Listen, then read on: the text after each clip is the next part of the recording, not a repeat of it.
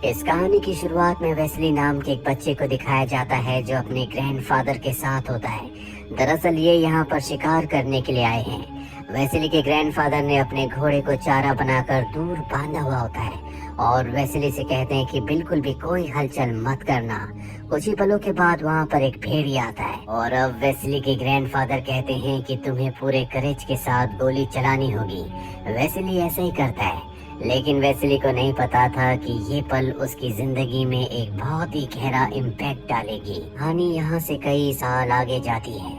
साल होता है सन 1942 और इस वक्त में हिटलर की सेना ने लगभग पूरे यूरोप पर अपना कब्जा कर लिया है और अब वो एशिया की तरफ बढ़ रहा है। यहाँ पर ऑयल के बड़े बड़े लैंड्स हैं, लेकिन अब भी हिटलर के यानी कि जर्मनी के सामने एक बहुत बड़ी चुनौती है और वो है स्टालिनग्राड सिटी, जहाँ पर रशिया की रेड आर्मी भेजा जाता है, जहाँ पर युद्ध चल रहा है। यहाँ के हालात देखकर साफ साफ समझ में आता है कि जर्मन आर्मी रशियन आर्मी के ऊपर पूरी तरह से हावी हो चुकी है और अब वेस्ली जिस बोट पर होता है वो किनारे तक पहुंच जाती है, जिसके बाद सबको दो दो के पेयर में बांट दिया जाता है।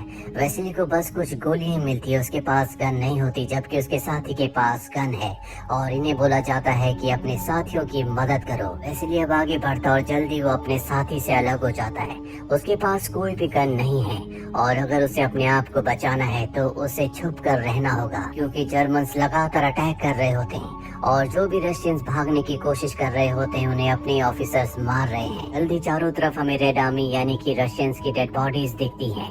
तभी वहाँ पर एक गाड़ी आती है जिसके ऊपर टैंक से हमला किया जाता है, पर इससे पहले कि गाड़ी ब्लास्ट होती इसमें से कॉमिसर डेनिलोव कूद जाते हैं और डेड बॉडीज के बीच में छुप जाते हैं। तभी वहाँ पर जर्मन सैनिक आते हैं और गोलियां चलाना शुरू कर देते हैं और कॉमिसर की किस्मत अच्छी होती है कि वो बच जाते हैं। और अब जर्मन सैनिकों के वापस जाने के बाद वो एक डेड सोल्जर की गन उठा लेते हैं और निशाना लगाने की तैयारी करते हैं, पर उन्हें एहसास होता है कि गन में गोलियां नहीं है।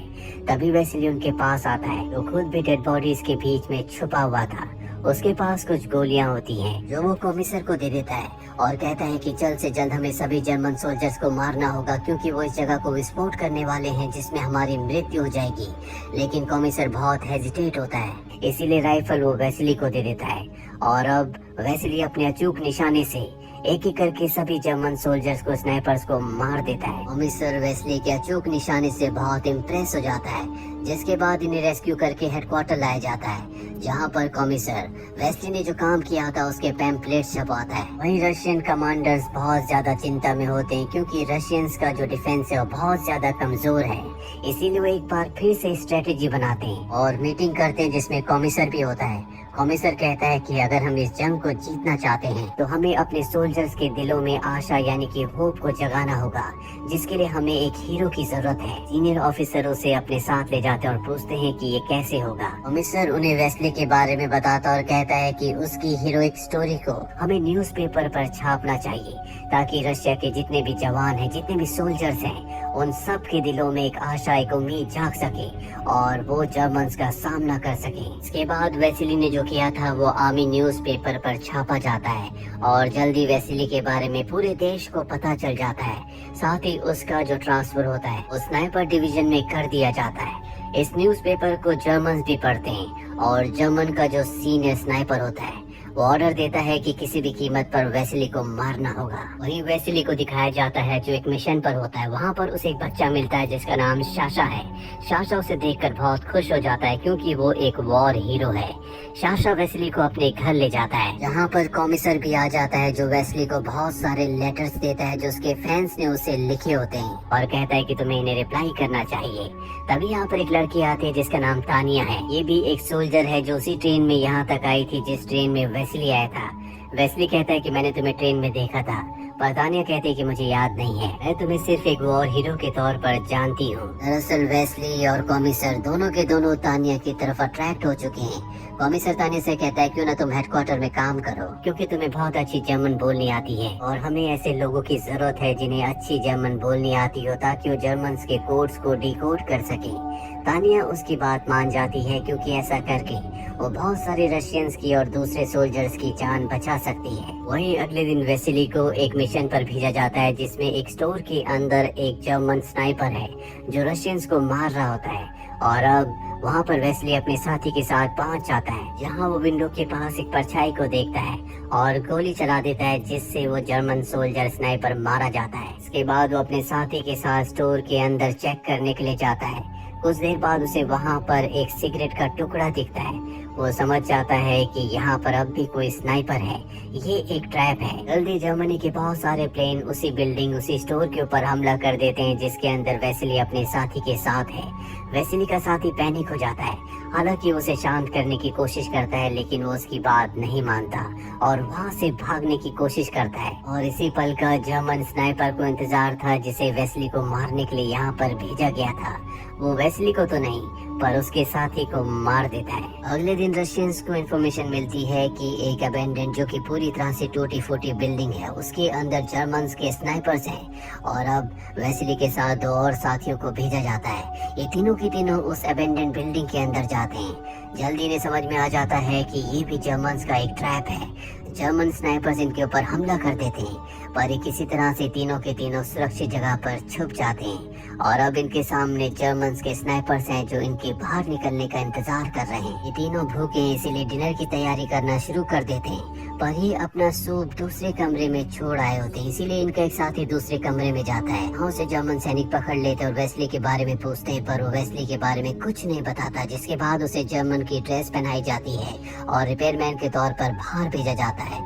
वेस्ली का साथी उसे देख लेता है और अब क्योंकि उसने जर्मन ड्रेस पहनी होती है, इसीलिए बिना हेजिटेशन, बिना कुछ सोचे समझे वो उसे मार देता है। इसके बाद जर्मन स्नाइपर्स को इनकी लोकेशन का पता चल जाता है, लेकिन यहाँ पर ये अपने साथी के हेलमेट को एक स्टिक से ऊपर उठाते हैं और तभी जर्मन स्नाइपर इनके ऊपर शूट करता है, जिससे इन्हें भी जर्मन स्नाइपर की लोकेशन का पता चल जाता है। पर ये अपनी जगह को छोड़कर दूसरी जगह चले जाते हैं, जिसका जर्मन के स्नाइपर कोनिंग को पता होता है और वो वेस्ली के साथी को मार देता है, जिससे वेस्ली को बहुत दुख होता है।